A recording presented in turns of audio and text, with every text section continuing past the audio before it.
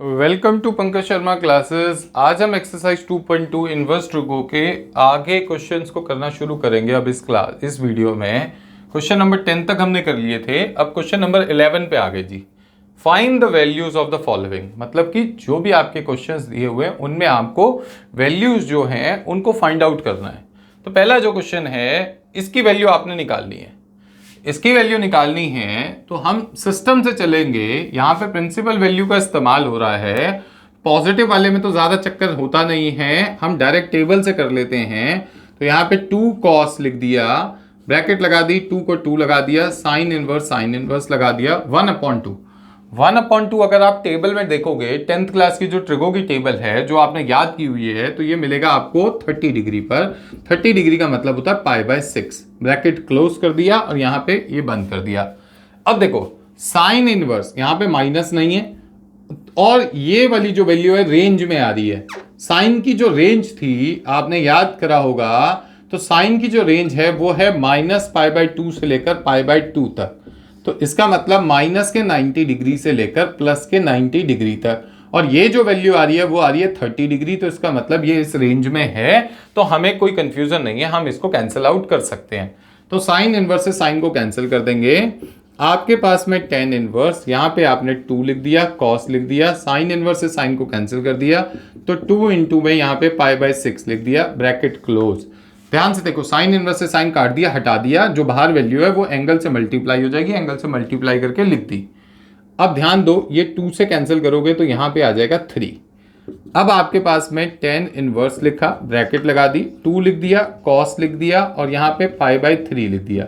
ये कोई inverse trigo नहीं है, नॉर्मल ट्रिगो है। अब cos π/3 का मतलब आपके पास में बात आ गई cos 60 डिग्री। cos 60 डिग्री की वैल्यू आपने याद करी होगी 10th क्लास की टेबल में, तो 1/2 होती है।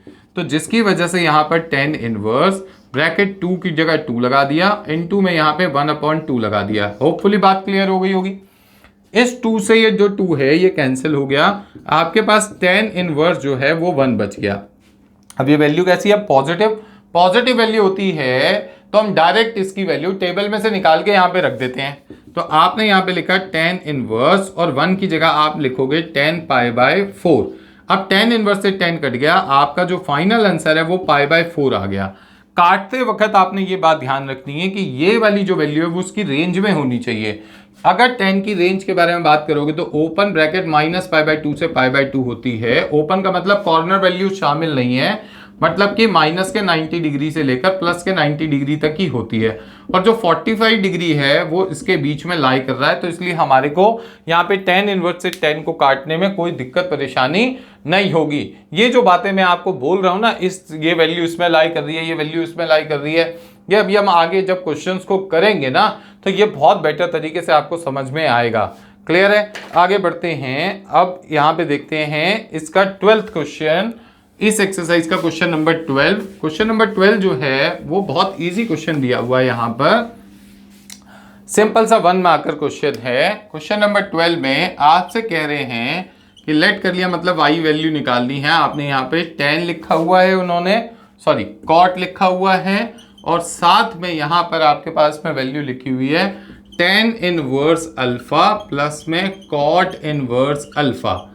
आप याद करो, आपको एक फॉर्मूला सिखाया था मैंने कि आपके पास में tan इनवर्स x प्लस में cot इनवर्स x जो है वो π/2 के बराबर होता है। ये ज़रूरी नहीं है कि हमेशा सिर्फ x ही होगा, ये तो स्टैंडर्ड फॉर्मूले होते हैं, बट दोनों एंगल सेम होने चाहिए। तो दोनों एंगल सेम होने चाहिए, तो दोनों एंगल सेम में अल्फा अल्फा दे रखा है, तो इसका मतलब ये जो वैल्यू है ये आपके पास में cot π/2 के बराबर आ जाएगी। cot π/2 का मतलब हो गया आपके पास में cot 90 डिग्री की वैल्यू। अगर आप याद करोगे cot 90 डिग्री की जो वैल्यू है वो 0 होती है। cot 90 डिग्री की वैल्यू 0 होती है। अब cot 90 डिग्री की वैल्यू 0 होती है, तो यहाँ पे आपने आंसर लिख दिया 0, और जो कि आपका फाइनल आंसर है। क्लियर है? 1 मार्कर क्वेश्चन है, एग्जाम में कई बार पूछ लेते हैं डायरेक्ट क्वेश्चन को, तो एक नंबर के क्वेश्चंस बहुत आते हैं। अब तो 1 मार्कर क्वेश्चन में वो कोई भी शॉर्ट टर्म क्वेश्चंस को आपसे पूछ सकेंगे, बट उसके लिए आपको ये दोनों फॉर्मूलों का याद होना जरूरी है। तो चलिए बढ़ते हैं आगे। अब हम क्वेश्चन नंबर 13 की तरफ। क्वेश्चन नंबर 13 में आपने यहाँ पे लिखा let y is equals to मतलब आपने इसको सॉल्व करना है। 10 लिख दिया यहाँ पर, हाफ लगा दिया बाहर, ब्रैकेट लगा दी यहाँ पर, और उसके बाद में यहाँ पर आपके पास लिख के दिया हुआ है साइन इनवर्स 2x अपॉन में 1 प्लस एक्स स्क्वायर और प्लस में cos inverse 1 minus y square upon में 1 प्लस में वाई स्क्वायर। तो होपफुली आपको ये हमारी बात यहाँ पे समझ आ गई होगी कि यहाँ पे तो अभी तक हमने सिर्फ क्वेश्चन को लिख दिया है। बट एक चीज याद करो, आपने याद करा होगा 2 tan इनवर्स x का जो है in terms of sine formula क्या होता है, साइन इनवर्स 2x अपॉन में 1 प्लस में एक्स स्क्वायर, और कॉस की टर्म्स में क्या होता है, cos inverse 1 minus x square upon 1 plus x square. तो यहाँ पे तो ये दोनों डिट्टो फॉर्मूले दिए हुए हैं 2 tan इनवर्स x के। अगर ये डायरेक्ट फॉर्मूलाज दिए हुए हैं तो हम इसको रिप्लेस कर लेंगे। बट यहाँ पे दिक्कत सिर्फ ये आ रही है, ये तो x की टर्म में है और ये y की टर्म में है, बट ये x की टर्म में नहीं है। कोई दिक्कत नहीं है, बट है तो सही, y की टर्म में है तो हम y इस्तेमाल कर देंगे। देखो कैसे, यहाँ पे 10 लिखेंगे, हाफ को हाफ लिख दिया, ब्रैकेट ब्रैकेट लगा दी, ये फॉर्मूला हो गया 2 tan इनवर्स x का, 2 tan इनवर्स x का। और जो cos इनवर्स है, अगर यहाँ पे मैं y करूंगा तो यहाँ पे ध्यान से देखिए, अगर 2 tan इनवर्स y का फॉर्मूला cos की टर्म्स में निकालूंगा तो ये मेरा y स्क्वायर और यहाँ पे क्या आ जाएगा y स्क्वायर। तो बिल्कुल सेम टू सेम मैच कर गया या नहीं कर गया। तो मैं यहाँ पे लिख दूंगा 2 tan इनवर्स y, तो ब्रैकेट क्लोज कर दी। अब देखो 10 लिख दिया, हाफ लिख दिया, 2 कॉमन आ रहा है, कॉमन ले लिया, अंदर क्या बचेगा tan इनवर्स x प्लस में tan इनवर्स y, और ये जो 2 है इस 2 से ये 2 क्या हो गया, कैंसिल। अब देखो tan inverse x plus tan inverse y, ये तो खुद अपने आप में एक डायरेक्ट फॉर्मूला है। क्या फॉर्मूला है, tan inverse x plus y divided by 1 minus x y. तो ये हमने यहाँ पर, अब tan से tan इनवर्स जो है वो कैंसिल हो जाएगा, तो आपके पास क्या बचेगा, x plus y divided by 1 minus x y, और यही इसका जो है फाइनल आंसर है।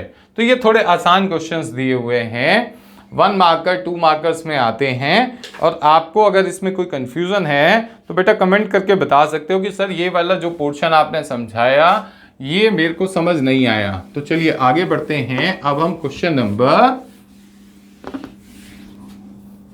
14 की तरफ।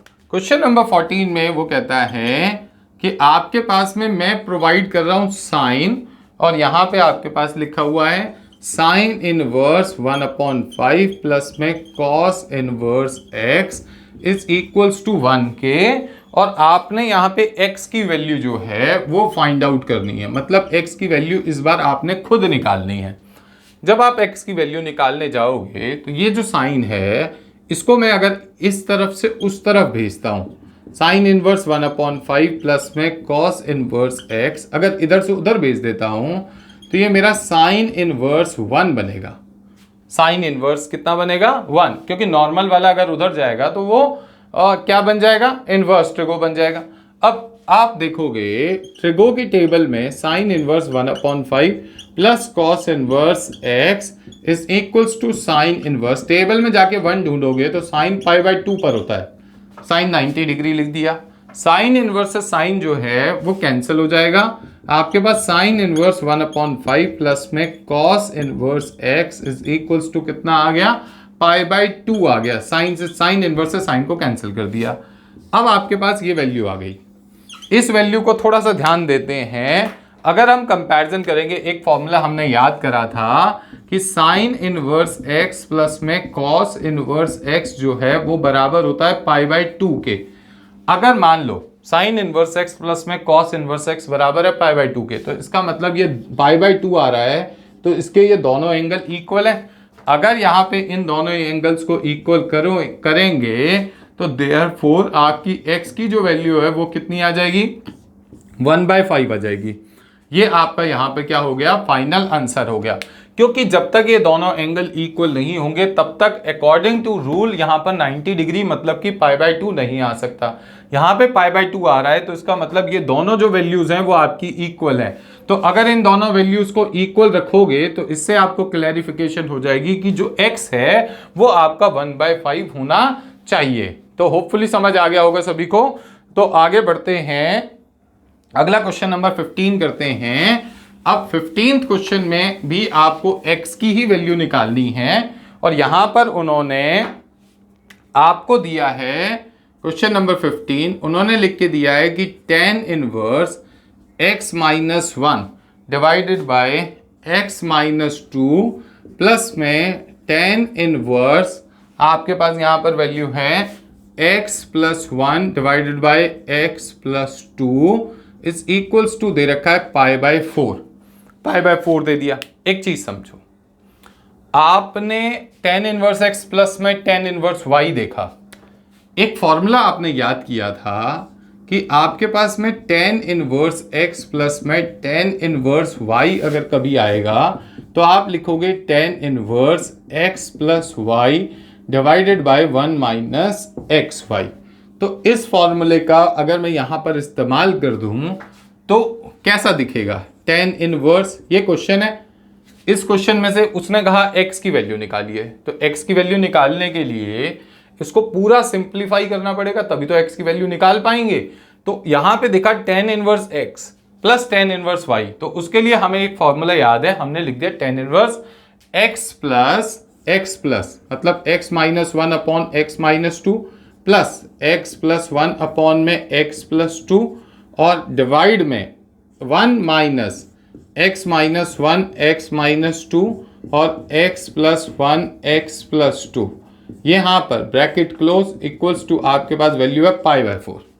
देखो एक साथ में चीज देखो, tan इनवर्स है, अगर हम इनवर्स ट्रिगो को एक जगह से दूसरी जगह शिफ्ट करते हैं तो वो नॉर्मल ट्रिगो बन जाती है। तो नॉर्मल ट्रिगो बनेगी तो उसको भी देखेंगे। यहां पर इसको सिंप्लीफाई करने के लिए आपको क्या करना पड़ेगा, एलसीएम लेना पड़ेगा। एलसीएम लोगे तो यहाँ पे x माइनस 2 मल्टीप्लाई होगा x प्लस 2 से, यहाँ पर x माइनस 1 मल्टीप्लाई होगा x प्लस 2 से और प्लस में x प्लस 1 मल्टीप्लाई होगा x माइनस 2 से, ब्रैकेट अपॉन में यहाँ पर इसको ध्यान दोगे तो 1 माइनस ये आपके पास x minus 1 x plus 1 divide में आपके पास है x माइनस 2 x प्लस 2। अगर इसके नीचे कुछ नहीं है तो 1 मानोगे, अगर इसका एलसीएम आगे बढ़ा दोगे तो आपके पास यहां पर जो वैल्यू है वो कितनी आ जाएगी, x minus 2 x plus 2। Clear हो गई होगी बात। अब ध्यान से देखते हैं, ये tan इनवर्स अगर एक जगह से दूसरी जगह शिफ्ट करूंगा तो नॉर्मल tan हो जाएगा, तो यहां पे आपने लिख दिया tan π/4। अब देखो ये पूरा डिनोमिनेटर दोनों का सेम है तो ये हमने क्या कर दिया, कैंसिल कर दिया, कैंसिल हो गया। अब इसको सिंपल करो, सिंप्लीफाई करो, x को इससे मल्टीप्लाई करोगे तो x स्क्वायर, इधर मल्टीप्लाई करोगे प्लस का 2x माइनस x माइनस 2, इसको भी करो x square minus 2x plus x minus 2 और डिवाइड में आपके पास जो वैल्यू है वो देखो a minus B a plus B, A square minus B का स्क्वायर, ये आपके पास वैल्यू आ गई, minus A square minus B square, तो एक्स स्क्वायर माइनस 1 का स्क्वायर, ब्रैकेट लगा के रखना क्योंकि बाहर माइनस है। अगर आपने ब्रैकेट नहीं लगाया पूरा क्वेश्चन गलत हो जाएगा। यहाँ पर tan π/4 की जो वैल्यू वो आपके पास में 1 होती है, मतलब tan 45 डिग्री की जो वैल्यू है वो 1 होती है, आपने 1 लिख दी। अब देखो एक्स स्क्वायर 2x स्क्वायर हो गया, प्लस का 2x से माइनस का 2x कट गया, माइनस के x से प्लस का x कट गया, माइनस 2 माइनस 4 हो गया, डिवाइड में आपके पास में वैल्यू है x square minus 4 minus x square plus 1 equals to कितना आ गया, 1। एक्स स्क्वायर से एक्स स्क्वायर क्या हो गया, कैंसिल आउट हो गया। अब आपके पास जो वैल्यू बची, ध्यान दो, आपके पास बच गया 2x square minus 4, 2x square minus 4 divide में आपके पास वैल्यू बची है माइनस का 3। देखो जरा, माइनस 4 में से प्लस का 1 जाएगा तो माइनस 3 बचेगा, इक्वल्स टू में कितना है, 1। आपके पास 2x square minus 4 is equals to minus 3 आ गया। तो यहाँ पर आपके पास 2x² इज इक्वल्स टू -3 + 4 हो जाएगा। x² इज इक्वल्स टू 1/2 आ जाएगा। x is equals to plus minus square root के अंदर 1/2 आ जाएगा, जो कि आपके पास में वैल्यू आएगी +-1/√2 +-1/√2।